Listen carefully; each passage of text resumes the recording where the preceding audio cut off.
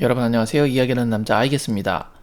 토트넘이 맨유와의 경기에서 너무나도 무기력한 경기력을 보여주며 결국 0대3으로 패배하고 말았습니다. 여러가지 문제점들이 있었겠습니다만 저는 오늘 영상에서 누누 감독의 선수 기용에 관한 문제점을 이야기해보고자 합니다. 그럼 바로 시작하겠습니다. 경기 시작 1시간 전 발표된 양팀의 라인업에서 두 감독의 결정에 큰 차이가 있었다고 생각했습니다. 우선 맨유부터 이야기해보겠습니다. 맨유는 레스터와 리버풀전에서의 대패 이후 크게 두 가지 지적을 받았습니다.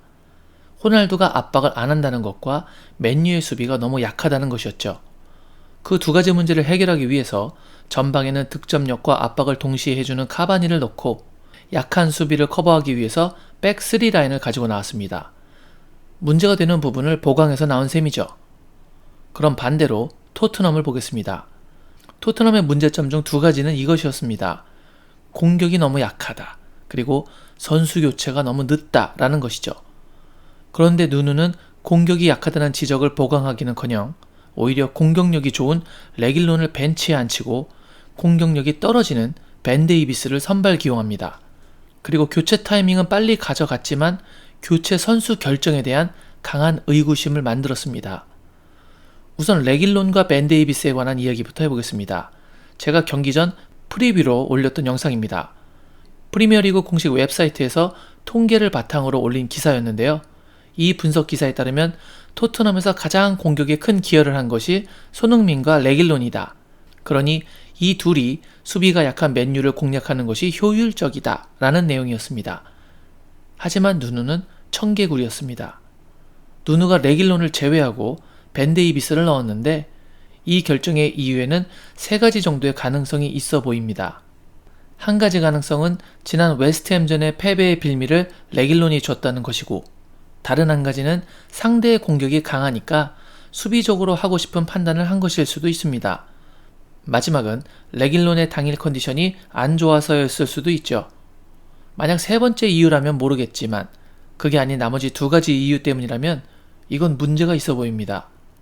특히 벤 데이비스는 오늘 수비에서 실수를 범했고 그게 공교롭게도 모두 실점으로 이어지고 말았습니다.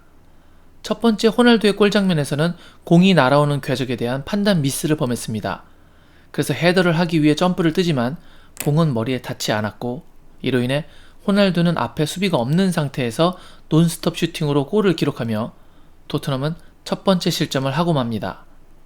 세 번째 래시포드의 골 장면에서도 옵사이드 트랩이 벤 데이비스가 라인을 맞추지 못해서 실점에 영향을 주게 되죠. 정리하면 벤 데이비스의 선발 투입은 결과적으로 대실패였다.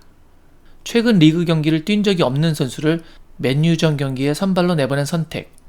그것도 토트넘에서 가장 많은 오픈플레이 기회 창출을 한 레길론을 빼고 강행했던 선택. 사실 잘 납득이 가지 않는 선발 기용이었습니다. 아니 이런 레길론을 벤치에 앉히고 벤 데이비스라니. 당장 벤데 빼라고.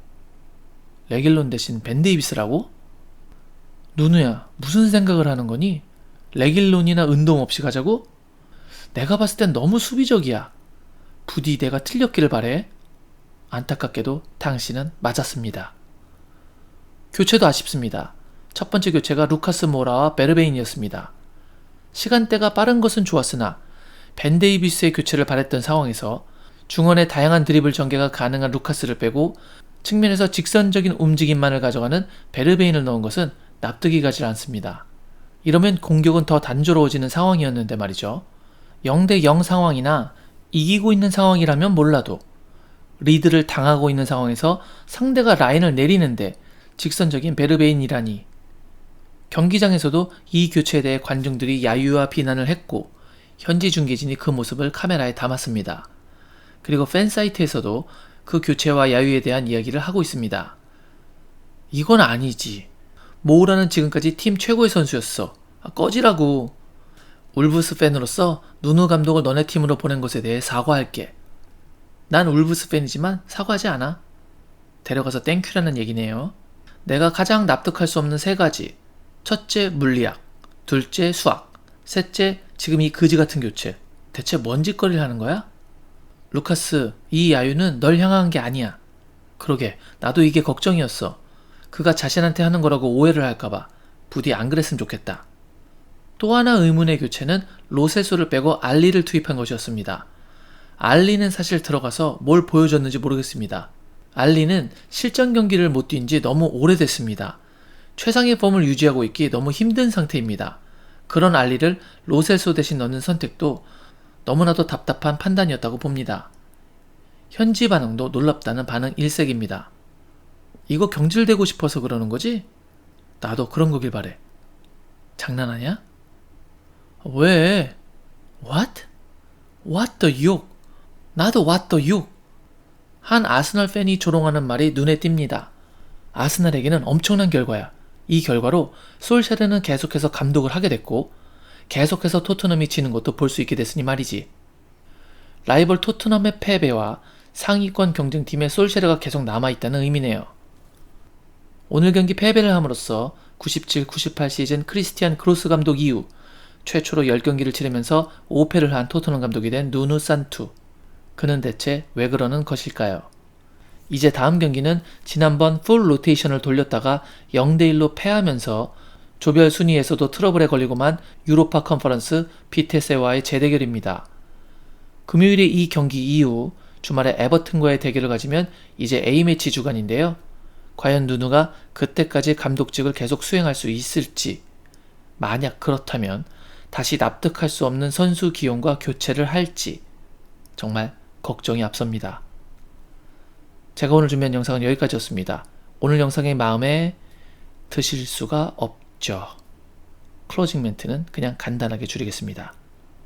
토트레스를 참으며 경기를 보시는 여러분, 역시 대단하십니다. 역시 I guess.